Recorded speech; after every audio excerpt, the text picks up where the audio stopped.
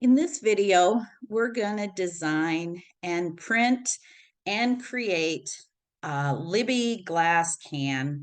Some people call them glass jars, glass cans. And we're going to use this design that I found on Creative Fabrica.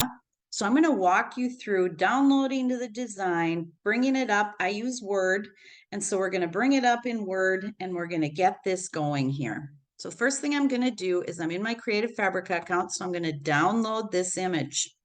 You can see it down here that it's been downloaded, but I also want to show you here that you can see in Creative Fabrica that it comes with all the licenses when you have a membership. I have an all access membership. I strongly encourage you to get an all access if you haven't got it, because they have incredible deals right now. Okay, so what I'm going to do is I'm going to open this file.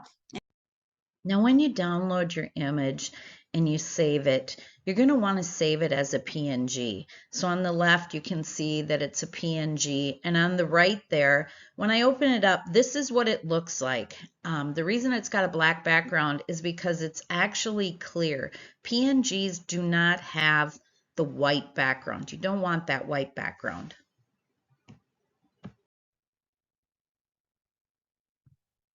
All right, here I've opened a new Word document, and now I'm gonna walk you through what you want for your settings here. So you're gonna go to Layout here, and you want, on this one, I'm gonna do a 8.5 by 11 because the Libbey glass size for 16 ounce is roughly 10.5 inches around and 5.25 inches high. So this size is good. And orientation, landscape, and then margins, you want to set to as close to 0 as you can get. I have them preset here. So you want to go into margins, and then you'd go down to custom margins here when you set yours to 0. All right, so now we're going to insert our image. So you're going to go to Insert and then Picture, because the PNG is a picture. And so we're going to add it from here. And so I'm going to go to my downloads and bring it in. Now, as you can see, it came in at 4.35 inches by 9.27. Well, I'm going to make that bigger because I measured my Libbey glass, and unfortunately, I don't have a cloth tape measure right now. I have a metal one, but as close as I could get, it's roughly 10.25, and it's 5.25 in height. But I don't quite want it that high. I'm measuring from the roll of the Libbey glass, and I will show you that in a picture. But right now, what I'm going to do is I'm going to bring this 9.27 up to 10.25. And actually, I like going a little bigger than that, and I'll explain that to you in a little bit. So it went 10.3, and then for height, it went 4.83, doing it that way, and you can do it any way you want. You can also drag it. So now I'm going to drag it here and see what that's at. 5.81, that's a little too big. So I'm going to drop that back down a little bit. 5.5, that's still a little too big, so I'm going to drop it a little bit more here. 5.33, that's still too big. 5.16, that's about right, because it's going to be close to that 5.25. Now, something else I want to show you here is this icon right here. This is the same as this, wrap text. So you want to click on this, and it's going to come out to layout options. When you're designing, you're going to always want to wrap and through. And I'm just going to run you through real quick why you would do that. We don't need that with this image because we're only using one image on this page. But let's say that you want to fill up that blank paper down here. So I'm just going to grab an image that I have downloaded already, and I'm going to bring it in, and I'm going to show you why that wrap and through is important. Here's a cute Valentine one. Valentine is over, but we'll do it anyway. See how that pulled it in down there, but yet it's at the bottom and you really can't see it? So when you go to this wrap and through, that's going to allow this image, I'm sorry, this one. It's going to allow that image to pop up in there where you can layer them. So now you can see that I've wrapped and through. That brings it up. You can change the size here to whatever you want. You can put it down here. And you can, that way you can fill your page a little bit more so you're not wasting. Or this also comes in handy when you're designing a tumbler wrap and you want to create your own, and you're going to be layering backgrounds with images and you're going to add words to it. So now another thing I want to show you with this before I end this is, let's move it here, up here. And now see, it's in front here. I'll make it bigger so you can see it. It's in front here now. You can just go right here and you can send it backwards. So if you wanted to, if you're designing something and you want to do that, remember to use the bring forward and send backwards.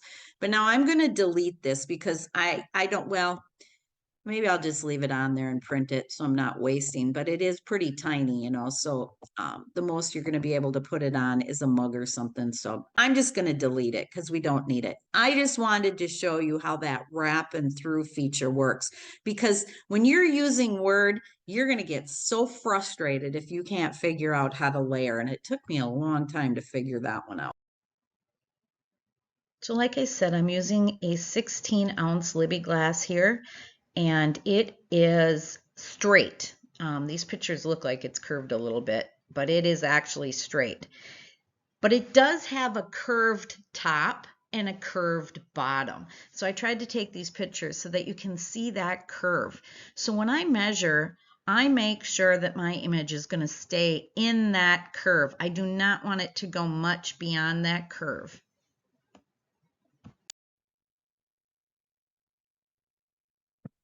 Now that we've got this the size that we want for this Libbey glass, it's time to save it. So you'll go to File and save it to wherever you want to save it. I like to save them in my documents just because it makes it easier for me to find. So I'm just going to call this Libbey Glass 1. All right. So now when you get to that point, after you saved it, you're going to go to File and Print. Now you can see you're in your printer properties here. I'm using my Epson ET 2760, and I'm going to click on printer properties. So we've got our 8.5 by 11 paper here. The paper type, we're going to change this to premium presentation paper matte, which and then we never want standard. You want high quality because you want this to have good saturation. Now I move up to more options, and there's a tab here that says image options, and I'm going to change that to emphasize more and then emphasize thin lines, and then I'm going to hit OK. And down here, this is the important one, additional settings. You never want high speed on. You want it to print slow so that it can saturate real well. And then I also mirror my images. Even though there are no words on this, and it doesn't matter if it's mirrored or not, just get in the habit of mirroring everything, because otherwise you're going to print something, you're going to put it on a shirt, and it's going to be backwards. So just always in Sublimation, mirror your images. So now I'm going to hit OK, and then I'm going to be ready to print here. I'm going to take my laptop in and hook it to the printer and print this out. But first, a couple things I want to point out. In this image that I picked, you can see that it's darker colors. It's got a rich black and a rich green on there. I found on Libbey glasses, whether they're clear or frosted, this is going on a frosted, that the darker the image, the better results you're going to get. Now, I also didn't tell you what kind of paper I use, so I do use a sub 125 sublimation paper, and I also use HTV Ront 125 paper. Those are the two that I found have really good color saturation and have worked really well for me. You can use whatever you decide. I've actually heard of people using copy paper. I haven't tried that. I just have my sublimation paper, so that is what I use. Also, this needs to be put on a sublimation ready blank. So Something else that I wanted to make sure that I point out, when I say I'm using an Epson ET2760 printer, you need to have sublimation ink in that printer. I have purchased some Epson Eco tanks. I really like them and I had no problem converting them over. Basically, all that you do for a conversion is you buy sublimation ink, and instead of putting the ink that comes with them, you put sublimation ink. I use Hippo ink. I will link all of these products in the bottom of the video. So on the left here, you can see it printing. It's in the process there. And then on the right, when I took it out of the printer, I wanted to set this here so that you can see that it's going to come out looking different. The colors are going to look very different after you print. This is normal. Heat activates the sublimation ink, and that will change the colors.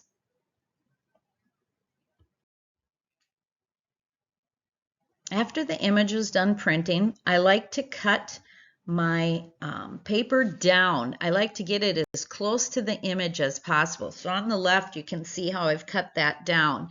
So the image did have like dedicated lines that I could follow there. And then when I wrapped it around my Libbey cup, you can see that I didn't measure real well. So I'm going to be trimming that down by hand. And on the right there, you can see as I'm wrapped that around, I could kind of follow those leaf patterns, and I cut that black leaf off that you can see in the top right. And then I've got this cut down the way I want it. I always trim as close as possible without going too far, because you might have residual ink from your printer and you don't want that leaving marks on your blank. Now you can see here that I've wrapped that around, and I don't over tape. I use minimal tape because my shrink will do the rest. I use shrink sleeves. But I want to point out with these arrows, see how it overlaps just slightly over that curve? You're going to want to take the palm of your hand and push that down tight. So then when the shrink sleeve goes on there and you heat it up, it's going to finish wrapping that nice and tight. I just don't want the shrink sleeve to have to do too much work. So I just fold that over a little bit and crease that down with the palm of my hand. Now these shrink wrap sleeves that I have are for a 20-ounce tumbler. Well, this is a 16 glass can, so it's going to be tight because these little glass cans are a little bit chubbier than the tumblers, the 20-ounce straight tumblers. So here's a trick that I learned. You just cut a little tiny piece. Don't cut it on the seam. You'll see the difference between the seam and just a plain spot on there. Give it a little tiny trim, and then you can get your Libbey glass in there, and then on the right you can see that it's nice and snug in there. Now on the right you can see the tape. That is seam on seam. So that's what I like to do. I like to do seam on seam before I shrink. These are just a few things that I suggest that you get. You're going to want a good set of heat gloves because these get extremely hot. And then this is a heat gun that I'm going to be using just to shrink that wrap a little bit. Now in this picture you can see better what I mean by seam on seam. If you look closely at this shrink sleeve, this is after I've put a little heat to it. I don't put a terrible lot of heat to it because when you put it in the air fryer, it's going to shrink more. But you can see those little dots there. That's actually the seam. It helps you to unwrap it, but I like to do seam on seam. This is the kind of air fryer that I use. It's a basket type. I just removed the metal basket and I put some silicone wraps in the bottom. These are silicone wraps that I bought to try to use in mug presses, and I had tumbler presses that I've used. I had no luck with those. So a good place for these sleeves to be used, or these wraps, is in the bottom of this tray so that you don't want that frosted glass to scratch. I use these silicone in the bottom with my tumblers. I use it with everything that I put in here. Just protects it a little bit because these baskets are metal. Now it's time to preheat. I like to run one cycle through before I put anything in it. And my sweet spot for temperature is 385 degrees. And these Libbey glasses are going to be in for 4 minutes. So now you can see that I have the Libbey glass in there. This is actually after the 3rd minute. On minute 3, I open the drawer and I rotate my Libbey glass up for the last minute. So I always put seam down first, and then for that last minute, I rotate it seam up. Again, that's 385 degrees for 4 minutes. 3 minutes with seam down, and the last minute seam up. I got so excited opening this up that I forgot to take pictures as I was unwrapping it. I suggest unwrapping it while it's still pretty hot, so make sure you have at least one heat glove on.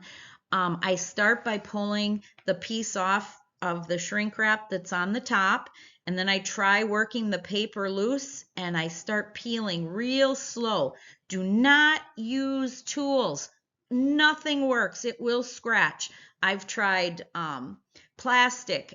It'll still scratch it. When these are hot, they will scratch. So do tumblers. So be very careful. Don't think you're going to grab that nice little weeding tool and pick these apart, because you will scratch them.